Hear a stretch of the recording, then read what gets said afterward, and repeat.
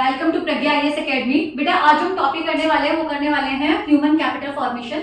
और human capital formation से related हम करेंगे कि आखिर जो ह्यूमन होता है वो किस तरीके से कैपिटल में बदलता है, यानी कि इंसान, उसके लिए हम क्या कर सकते हैं जिससे हम उसे कन्वर्ट कर देते हैं किसमें, ह्यूमन कैपिटल में। कंसेप्ट क्लियर हुआ। अब है क्या ह्यूमन कैपिटल फॉर्मेशन, होता कैसे है, उसका रीजन क्या है और what is the requirement of study this topic particularly, है ना। इस टॉपिक को पढ़ने की रिक्वायरमेंट क्या है, तो यहाँ पर अगर आप देखेंगे तो सबसे पहले एक सेंटेंस लिखा हुआ है, with equal size of land how it is that his yield is more than mine. इसका मतलब क्या है कि एक व्यक्ति फसल उगा रहा है इस पर और एक व्यक्ति उगा रहा है इस पर। सपोज यहाँ मैं उगा रही हूँ और यहाँ पर दूसरा उगा रहा है और दोनों इक्वल अप्रॉक्सी इक्वल लैंड है। यहां पर फसल ज्यादा उग रही है, दोनों का लैंड बराबर है, दोनों व्यक्ति का कैलिबर बराबर है, सब चीजें बराबर है, फिर इसकी ज्यादा क्यों उग रही है? उसका रीजन आंसर है क्योंकि जिस व्यक्ति का ह्यूमन से ह्यूमन कैपिटल में फॉर्मेशन हुआ है, एक व्यक्ति जिसको एजुकेशन मिल गई है, जिसकी हेल्थ अच्छी है, जिसको लेवल मिल गया है, जिसको ट्रेनिंग मिल गई है, जिसके पास इंफॉर्मेशन है उसकी लैंड में क्या उगना चाहिए, कैसे उगना चाहिए, कितना उसका टेम्परेचर होना चाहिए, कितना सॉइल की फर्टिलिटी होनी चाहिए, कितना उसे पानी देना है, तो जनरल सी बात है कि उसके पास ज्यादा इंफॉर्मेशन होने की वजह से वो ज्यादा से ज्यादा प्रोडक्टिव हो सकता है। मीन्स क्या हुआ, मीन्स है to invest in the human. Means एक व्यक्ति, एक बच्चा जो कि शुरुआत में प्राइमरी एजुकेशन देता है, बहुत छोटा सा बच्चा होता है, पहले हम स्कूल भेजते हैं तो प्राइमरी एजुकेशन दी, फिर उसे थोड़ा सा और बड़ा हुआ, फिर हमने पढ़ाना शुरू करा, उसके बाद जब वो 12th पास आउट हो गया तो या उसके साथ साथ हमने उसे कुछ वोकेशनल नॉलेज दे दी, जैसे आज की डेट में बच्चे बहुत सारे कोडिंग सीख लेते हैं और अर्निंग शुरू कर लेते हैं। तो इसका मतलब है ये कन्वर्ट किसमें हुआ, हमने उस ह्यूमन पे इन्वेस्टमेंट क्या किया, उसकी फीस भरी, उसको स्कूल भेजा, उसको कॉलेज भेजा, उसको जॉब दी, उसको ट्रेनिंग दी और उसका मेंटल लेवल बढ़ा कर दिया, जिससे वो एक अर्निंग पूल बन गया, जिससे वो सोसाइटी के अंदर पैसा कमा सकता है, जिससे वो सोसाइटी के अंदर इनकम कमा सकता है। कंसेप्ट क्लियर हुआ, समझ में आ रहा है? तो this was the main reason कि ह्यूमन कैपिटल फॉर्मेशन है क्या, human capital formation is the process to convert a human into human capital. एक ह्यूमन को ह्यूमन कैपिटल में कन्वर्ट करना मींस एक छोटा बच्चा जो है उसको जब आपने एजुकेशन दे दिया, बड़ा हुआ, एजुकेशन देते चले, प्राइमरी दी है, सेकेंडरी दी है, यूनिवर्सिटी की एजुकेशन दे दी, उसको वोकेशनल नॉलेज दे दी, उसको ट्रेनिंग दे दी है, उसके हेल्थ पे ध्यान रखा है। अब सोचो कि इस फील्ड की अगर हम एग्जांपल लेते हैं तो इस फील्ड पे एक जो हेल्थ है, जिसकी कमजोर हेल्थ है वो काम कर रहा है, पर एक व्यक्ति हेल्थी जो है वो काम कर रहा है, तो प्रोडक्शन किसका ज्यादा आएगा, किसका ज्यादा आना चाहिए, हेल्थी पर्सन का। किसका आना चाहिए, हेल्दी पर्सन। तो बोल सकते हो ऐसा कुछ नहीं है, हेल्दी पर्सन का यहाँ पर क्या आना चाहिए, हेल्दी पर्सन का यहाँ पर ग्रोथ आना चाहिए, डेवलपमेंट आना चाहिए कि उनका ज्यादा से ज्यादा प्रोडक्टिविटी इसकी बढ़ेगी, क्योंकि इसके पास एजुकेशन होगी, इसके पास हेल्थ होगी, इसके पास जॉब होगी, इसके पास ट्रेनिंग होगी, इसके पास इंफॉर्मेशन होगी और ये किसी भी नॉलेज को लेने के लिए तत्पर रहेगा, एक्सेप्ट करेगा उसे, और यही होता है ह्यूमन कैपिटल फॉर्मेशन। कंसेप्ट समझ में आ गया? अभी आप ये बताओ, आप ह्यूमन हो कि ह्यूमन कैपिटल हो? Just write down in the comment box कि आप ह्यूमन की ही प्रोसेस में अभी ह्यूमन ही हो, या आपको एजुकेशन दी जा रही है, आपको ट्रेनिंग दी जा रही है, आपको वोकेशनल नॉलेज दी जा रही है, या आप इस समय पर अर्निंग टूल बन चुके हैं, जिससे हम कह सकते हैं कि ह्यूमन कैपिटल फॉर्मेशन का प्रोसेस जो आपका चल रहा है या पूरा हो चुका है। Write down in your comment box. अब आगे हम बात करते हैं कि यहाँ पर है what is a human capital. अब इसका मतलब क्या हुआ, ह्यूमन कैपिटल क्या है? ह्यूमन कैपिटल वो कोई भी ह्यूमन है जिसको क्या मिली है, एजुकेशन मिल चुकी है, जिसको ट्रेनिंग मिल चुकी है, जिसने कोई स्किल डेवलप कर ली है, जो एक जगह से दूसरी जगह पर माइग्रेट हो रहा है, जिसने इंफॉर्मेशन एक्वायर कर ली है, तो व्यक्ति क्या बन चुका है, वो बन चुका है ह्यूमन कैपिटल। समझ में आ गया क्या बन चुका है वो ह्यूमन कैपिटल? वो अर्निंग शुरू कर सकता है, वो इकोनॉमिक ग्रोथ कर सकता है, वो डेवलपमेंट कर सकता है, वो इनपुट को आउटपुट में कन्वर्ट कर सकता है, वो प्रोडक्शन कर सकता है, वो केवल कंजप्शन नहीं कर रहा है, वो इन्वेस्टमेंट भी कर रहा है, वो प्रोडक्शन भी कर रहा है, वो अपनी स्किल को अच्छे से यूटिलाइज कर रहा है, अपने जो लिमिटेड रिसोर्सेज है उनको बेहतर तरीके से यूटिलाइज कर रहा है, तो वो व्यक्ति क्या बन जाएगा, ह्यूमन कैपिटल। समझ में आ गया? नेक्स्ट आ जाता है सेकंड पॉइंट। अगर हम करते हैं यहाँ पे क्वेश्चन है second, that what are the sources of human capital. जिन चीजों को लेकर एक ह्यूमन कैपिटल में बना, वही तो ह्यूमन कैपिटल के सोर्सेज हुए। सोर्स क्या है? भैया एजुकेशन दोगे तो बच्चे का मेंटल लेवल हाई हो जाएगा। जब मेंटल लेवल हाई होगा तो वो इकोनॉमिकली स्ट्रॉन्ग हो जाएगा, वो सही तरीके से डिसीजन ले पाएगा, वो पॉलिटिकल स्टैंड बाय कर सकता है, वो किसी भी इकोनॉमी के अंदर किसी भी प्रोफेशन के अंदर जाकर ज्यादा बेहतर तरीके से काम कर सकता है। अगर उसकी ट्रेनिंग जो होती है वो ट्रेनिंग, अब आपने देखा होगा बहुत सारे स्टैंड अप कॉमेडियन है, अब स्टैंड अप कॉमेडियन जो है क्या वो अपने आप बन गए क्या? नहीं, हो सकता है उनके सर्कमस्टांसेस ऐसे रहे, उनकी ट्रेनिंग ऐसी हो गई, वो उन लोगों के बीच में रहे, उन्होंने कोई ड्रामा क्लास ज्वाइन करी है, उन्होंने कोई कॉमेडी क्लास ज्वाइन करी है, जहां से उन्होंने सेंस ऑफ ह्यूमर डेवलप किया, उस स्किल को डेवलप किया, है ना। तो दिस क्रिएट उसी से क्या हुआ, इसकी इनकम होनी शुरू हुई। तो क्या हम ये नहीं कहेंगे कि उस व्यक्ति का ह्यूमन कैपिटल फॉर्मेशन हुआ है? हुआ है। क्यों? क्योंकि उसको ट्रेनिंग उसी फील्ड में मिले। एज ए सेम इज एक व्यक्ति चाहे वो इंजीनियर हो, डॉक्टर हो, या कॉमेडियन हो, या कोई एक्टर हो, एक्ट्रेस हो, पॉलिटिशियन हो, जिस फील्ड में उसकी ट्रेनिंग हुई है, जिस फील्ड की उसे इंफॉर्मेशन मिली है, जिस फील्ड में उसने इंफॉर्मेशन को कलेक्ट किया है, वो सारे के सारे इंपैक्ट कर रहे हैं किसको? ह्यूमन कैपिटल फॉर्मेशन को। तो अगर हम सीधे सीधे से बात करें तो ह्यूमन कैपिटल के कौन कौन से सोर्स होते हैं? पहला होता है health. A healthy mind live in a healthy body. एक स्वस्थ मस्तिष्क एक स्वस्थ शरीर में निवास करता है। यानी कि अगर तुम हेल्दी हो तो तुम्हारा माइंड हेल्दी है, तुम सही डिसीजन ले पाओगे, तुम सही एजुकेशन ले पाओगे, तुम अच्छे से उस चीज को कर पाओगे, जो भी आप काम करो उसको समझ पाओगे और ज्यादा प्रोडक्टिविटी ला सकते हो। तो उससे क्या होगा? क्या हेल्थ हो गया, हेल्थ आपका पहला सोर्स हो गया, है ना। कहते हैं ना health is wealth basically. Next आ जाएगा job. If you are continuously changing your job, that means you are somehow lack in the particular education, you are the lack in the confidence, you are lack in the information।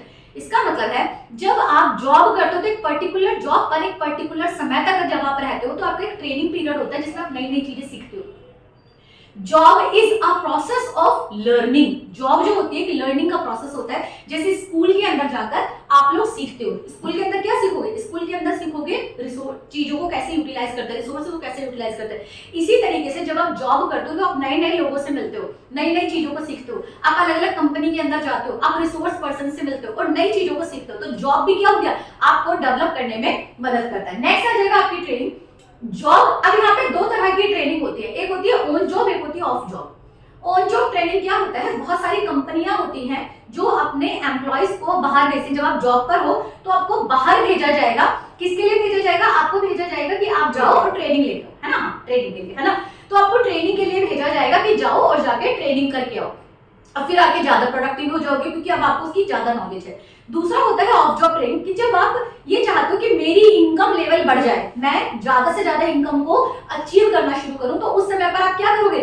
उस समय पर आप जो भी job कर रहे हो, आप उसको क्विट करोगे कि नहीं, I am not satisfied with this job, I want to do something good, something better. तो आप क्या करोगे? आप दूसरी जॉब में जाने के लिए आप ये कह रहे हो कि नहीं, पहले मैं ट्रेनिंग लूंगा और तब मैं जाऊंगा, ठीक है। तो दिस क्रिएट है, यहाँ पर जॉब की ट्रेनिंग क्या हो गया? यानी कि ट्रेनिंग जो आपको दिखाई जा रही है, जॉब आपको दिखाई, ट्रेनिंग कहीं पर भी हो सकती है, आप अपने काम पर ट्रेन कर रहे हो या आप ट्रेनिंग कहीं बाहर से ले रहे हो, ठीक है। नेक्स्ट आ जाएगा माइग्रेशन। देखो, जिंदगी में नियम है कि जो व्यक्ति चलायमान है, each and everything is movable and which is movable that is earning a lot. Like suppose करो तुम केवल अपने घर में बैठे हो और घर में बैठ के केवल पेन पेपर से लिख रहे हो, चीजें कर रहे हो, पेपर कर रहे हो, तो कहीं ना कहीं आपके पास मल्टीपल सोर्सेज नहीं होते।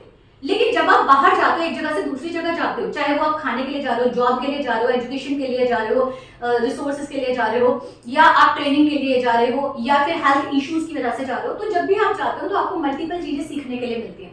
तो इसलिए कहा जाता है जब माइग्रेशन होता है तो माइग्रेशन जनरली या तो जॉब के लिए होता है या अर्निंग के लिए होता है ना, अर्निंग के लिए होगा या फूड के लिए होगा बेसिकली, या सीखने के लिए होता है। तो वो कहीं ना कहीं जो माइग्रेशन होता है, जब आप एक जगह से दूसरी जगह जाते हो तो मल्टीपल चीजें सीख के आते हो। जैसे सपोज करो कि तुम अगर यहाँ से असम में जाओगे तो कहीं ना कहीं असमी लैंग्वेज सीख के आओगे, असम की चीजें सीख के आओगे, आपके पास नॉलेज अलग आएगी, और जब आप वापस आओगे तो बहुत सारे लोगों को आप बताना शुरू करोगे कि देखो मैं असम में गया था और असम में ये चीजें चाय मिलती है, या असम की जो माउंटेन्स है वो इस तरह के हैं, असम का लैंग्वेज इस तरह का, असम का कस्टम इस तरह। तो you have learn something, may be possible in future you are using that knowledge, आप इन फ्यूचर जाकर उस नॉलेज को यूटिलाइज कर रहे हो। तो दैट इज अ इंफॉर्मेशन। तो एक तरीके से ह्यूमन की एजुकेशन प्रोसेस, ह्यूमन का लिविंग स्टैंडर्ड, ह्यूमन की लाइफ स्किल, ह्यूमन का जो भी लिविंग स्टैंडर्ड होता है वो चेंज हुआ क्योंकि ह्यूमन ने कुछ सीखा।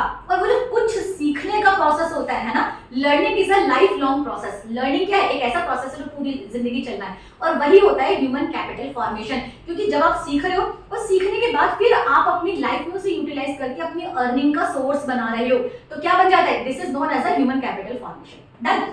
नेक्स्ट क्वेश्चन आ जाएगा, is there any relationship between human capital and the economic growth? सीधी सी बात है, एक चीज मान के चलो कि अगर एक व्यक्ति है, इकोनॉमी के अंदर एक व्यक्ति है, उसकी इनकम है 10,000 रुपए।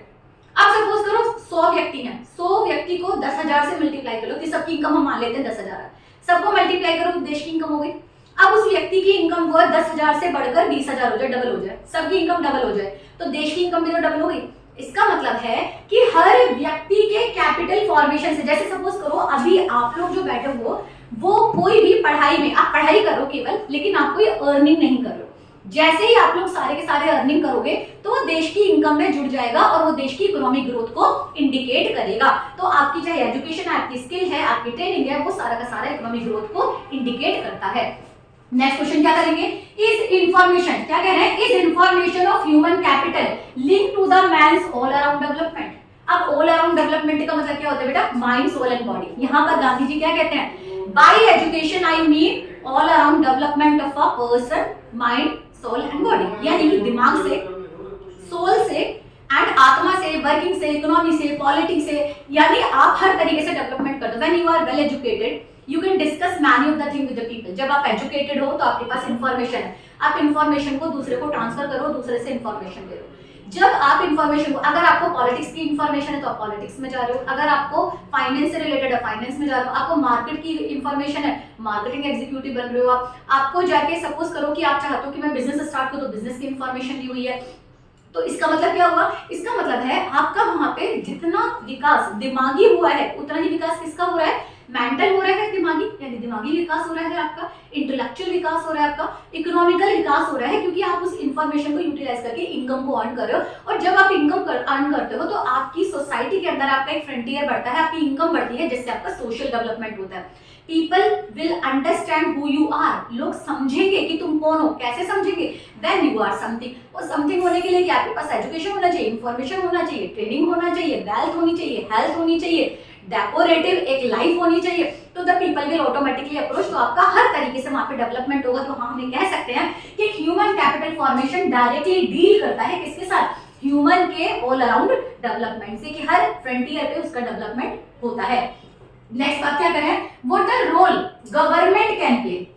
गवर्नमेंट कौन सा रोल प्ले करेगा ह्यूमन कैपिटल फॉर्मेशन के अंदर? देखो सबसे पहली तो चीज है गवर्नमेंट का रोल निकलता कहां से? तो बेटा गवर्नमेंट के रोल के लिए सबसे पहला पॉइंट करेंगे, गवर्नमेंट डेटा इकट्ठा करता है, ये स्टैटिक इकट्ठा करता है। How many man are there, how many male are there, how many female are there. कितने बच्चे हैं जो 3 साल से छोटे हैं, कितने बच्चे हैं जो 3 साल से ऊपर है, कितने बच्चे हैं जो 15 साल तक के हैं, कितने बच्चे हैं 15 साल से ऊपर है। किसके लिए इकट्ठा कर रहे हैं? क्योंकि they want to know what is the literacy rate, what is the earning rate, कितने अडल्ट है, कितने यूथ है, कितने ओल्डर पीपल है, कितने रिटायर्ड पीपल है। इन सब का डेटा इकट्ठा करती है गवर्नमेंट। और डेटा इकट्ठा क्यों करती है? टू अंडरस्टैंड कि गवर्नमेंट जब पॉलिसी बनाएगी या प्लानिंग बनाएगी कोई भी, उन प्लानिंग को बना, तो जैसे आपका MNREGA programme, MG NREGA programme होता है, Mahatma Gandhi national employment rural guarantee रोजगार गारंटी योजना होती है। तो वो उसको गवर्नमेंट को कैसे पता चलता है कि इन लोगों को हमें एजुकेशन देना है? गवर्नमेंट को पता चलता है क्योंकि गवर्नमेंट क्या करेगी बेसिकली बेटा, गवर्नमेंट चेक करवाएगी, सारा का सारा डेटा निकलवाएगी, कितना यूथ एजुकेटेड है, कितना यूथ अनएजुकेटेड है, क्या हमारे देश का लिटरेसी रेट है, हमारे कितने लोग एग्रीकल्चर में लगे हुए हैं, कितने इंडस्ट्री में लगे हुए हैं, कितने सर्विस सेक्टर में लगे हुए हैं। इन सबको चेक कराने का काम कराएगी गवर्नमेंट। कंसेप्ट क्लियर हुआ? तो गवर्नमेंट क्या चेक करेगी? गवर्नमेंट सारा का सारा डेटा निकालेगी, पहला प्रोसेस। दूसरा क्या हुआ? गवर्नमेंट इसके लिए पॉलिसीज बनाएगी, प्रोग्राम बनाएगी, अलग अलग बहुत सारे प्रोग्राम, जैसे मेक इन इंडिया हो गया, मेड इन इंडिया हो गया, स्टार्टअप इंडिया हो गया, स्टैंड अप इंडिया हो गया, ये सारे के सारे प्रोग्राम, एमजी नरेगा प्रोग्राम हो गया है, अब बहुत सारी आपकी अलग अलग समय पर उनको हेल्प किया जाता है, फाइनेंशियल हेल्प किया जाता है, जैसे श्रम योगी मानधन योजना दिया जाती है। तो बहुत सारी योजनाएं दी जाती है, एजुकेशन से रिलेटेड वो दी जाती हैं। मातृत्व वंदन योजना जैसे विमेंस की हेल्प करने के लिए दिया जाता है। इंद्रधनुष योजना दी जाती है। तो बहुत सारी हेल्थ को सही करने के लिए है, जिसमें कि प्रेग्नेंट लेडी को और बच्चों को मेडिसिन देने से रिलेटेड है, इंजेक्शन देने से रिलेटेड है ना। तो यहाँ पर बहुत सारी योजनाएं जो होती है वो गवर्नमेंट के द्वारा स्टार्ट की जाती है, जिससे एक व्यक्ति का व्यक्तिगत विकास हो सके, जिससे उसके विकास के साथ साथ एक अगर healthy population will make a healthy nation, एक स्वस्थ जनसंख्या ही स्वस्थ राष्ट्र का निर्माण कर सकती है ना। अगर आप बीमार हो सारे के सारे तो आप जॉब पे ही नहीं जा रहे, इनकम कहाँ से अर्न करोगे? इनकम अर्न करोगे तो नहीं करोगे तो इकोनॉमी जो है वो अच्छे से काम नहीं करेगी। तो आपके घर का डेवलपमेंट तभी पॉसिबल है जब आप स्वस्थ हो, जब आप जॉब पे जा रहे हो, जब आप अपने बिजनेस पे जा रहे हो, वहां से कमा के लेके आ रहे हो और उससे आप अपना डेवलपमेंट कर रहे हो। तो गवर्नमेंट भी ये कोशिश करती है कि हमारी जितनी भी इकोनॉमी है उसके अंदर जितने भी लोग हैं वो वेल एजुकेटेड होने चाहिए, वेल सेटल्ड होने चाहिए, वेल ट्रेंड होने चाहिए, वो सब जॉब पे होने चाहिए, एम्प्लॉयमेंट लेवल अच्छा होना चाहिए, लिटरेसी रेट अच्छा होना चाहिए, हेल्थ लेवल अच्छा होना चाहिए, जिससे देश की वेल्थ को इंक्रीज किया जा सके। कंसेप्ट क्लियर हुआ? नेक्स्ट आ जाती है हमारी यहाँ पर है फ्यूचर प्रोस्पेक्ट हमारे क्या क्या है। देखो फ्यूचर प्रोस्पेक्ट का मतलब होता है आज हमारी जो एजुकेशन लेवल है उस एजुकेशन लेवल में हम फ्यूचर में क्या चेंजेस चाहते हैं। अगर हम करंट की बात करते हैं तो अडल्ट लिटरेसी रेट जो है वो मेल का लगभग 82% जबकि फीमेल का 66% है। अगर हम बात करते हैं प्राइमरी एजुकेशन कंप्लीशन की बात की, प्राइमरी एजुकेशन कौन कौन लोग कंप्लीट कर लेते हैं, तो दैट इज इसका रेशियो ज्यादा है, क्योंकि ज्यादातर सर्व शिक्षा अभियान के तहत, ऑपरेशन ब्लैक बोर्ड के तहत बहुत सारे बच्चे हैं जो एजुकेशन में जाते हैं और वहां पर रहते हैं, चाहे मेल और फीमेल दोनों का ही रेशियो आप देख रहे हैं यहाँ पे 93 और 96% है। यूथ लिटरेसी यानी बहुत सारे बच्चे होते हैं जो वोकेशनल एजुकेशन के लिए लैक ऑफ रिसोर्सेज की वजह से, लैक ऑफ फाइनेंस की वजह से एजुकेशन बीच में ड्रॉप कर देते हैं। तो यूथ लिटरेसी रेट क्या है? 93% और 90%। क्लियर हुआ? आगे अगर हम बात करते हैं यहाँ पे कि हम क्या चाहते हैं फ्यूचर में क्या होना चाहिए, तो हम ये चाहते हैं फ्यूचर में सारे बच्चों को एजुकेशन मिले, जितने भी लोग बड़े लोग भी हैं वो पढ़ नहीं पाए हैं तो उनके लिए अडल्ट लिटरेसी का प्रोग्राम होने चाहिए कि ज्यादा से ज्यादा लोगों को, जिससे भारत के अंदर 100% एजुकेशन लेवल होनी चाहिए। यहाँ पर सब लोगों को एजुकेशन दी जानी चाहिए। Each and every person should be well educated. Gender equality यानी male and female should be होना वन फ्रंटियर। मेल और फीमेल क्या होने चाहिए? एक लेवल पे होने चाहिए, जिससे उनको एजुकेशन दी जा सके, उनको जॉब ट्रेनिंग दी जा सके, कोई डिस्क्रिमिनेशन नहीं होना चाहिए। आर्टिकल 14 भी यहाँ पे हमारा जो संविधान है उसका आर्टिकल 14 भी यही कहता है कि हमारे देश के अंदर ज्यादा से ज्यादा जो गर्ल्स और फीमेल और मेल और फीमेल है उनके अंदर कोई भी डिस्क्रिमिनेशन नहीं, वहाँ इक्वालिटी होना चाहिए। इक्वालिटी है लॉ के सामने। यहाँ पर हम बात करते हैं कि सबको इक्वल अपॉर्चुनिटीज मिलनी चाहिए। हम बात करते हैं यहाँ पर कि संविधान के अंदर भी बोल रहे हैं कि जेंडर इक्वालिटी यानी मेल और फीमेल को इक्वल राइट मिलना चाहिए एजुकेशन में भी, और इक्वल राइट मिलना चाहिए हमारी किसमें, हमारी जो जॉब सिक्योरिटीज होती है उनके अंदर, as a same as each and every person. क्योंकि हमारे यहाँ पर क्या है, जो हायर एजुकेशन है वो कम है, क्योंकि मैक्सिमम जो बच्चे हैं हमारे यहाँ के डेवलपिंग नेशन होने की वजह से या तो बिजनेस में चले जाते हैं, या वो ग्रेजुएशन के बाद या ग्रेजुएशन से पहले ही स्कूल ड्रॉप हो, कॉलेज ड्रॉप हो जाते हैं। कॉलेज बहुत कम करता है, कॉलेज अगर करा भी तो ग्रेजुएशन लेवल कर लिया, ग्रेजुएशन के बाद वो हायर एजुकेशन या पीएचडी के लिए वो नहीं जाते हैं बेसिकली। तो यहाँ पर इट इज कंपलसरी, जिससे कि ज्यादा से ज्यादा रिसर्च हो सके, ज्यादा इनोवेशन हो सके, ज्यादा डेवलपमेंट हो सके। इसके लिए बहुत ज्यादा जरूरी है कि देश के अंदर जो हायर एजुकेशन है, हाई लेवल की जो एजुकेशन है उसको बढ़ाया जा सके। क्लियर हुआ? तो आज हमने जो पढ़ा है वो पढ़ा है human capital formation. Human capital formation होता क्या है, ह्यूमन कैपिटल फॉर्मेशन को कैसे बढ़ाया जा सकता है, ह्यूमन कैपिटल के फॉर्मेशन के सोर्सेज क्या हैं, क्या ह्यूमन कैपिटल में और इकोनॉमिक जो डेवलपमेंट है, इकोनॉमिक जो ग्रोथ है उसके अंदर कोई रिलेशन है या नहीं है, गवर्नमेंट कौन कौन सी पॉलिसीज लेके आ सकती है जिससे डेवलपमेंट किया जा सकता है। कुछ डेटा हमने यहाँ पे डिस्कस किया और ये देखा कि फ्यूचर में ह्यूमन कैपिटल फॉर्मेशन के लिए कौन कौन से मेजर स्टेप उठाए जाने चाहिए लोगों के द्वारा और गवर्नमेंट के द्वारा। क्लियर? आई होप सबको समझ में आया होगा। And thank you so much all for listening अस। और अगर उसके बाद भी कोई डाउट रह जाता तो आप लोग कमेंट बॉक्स में लिख सकते हैं। Thank you so much all.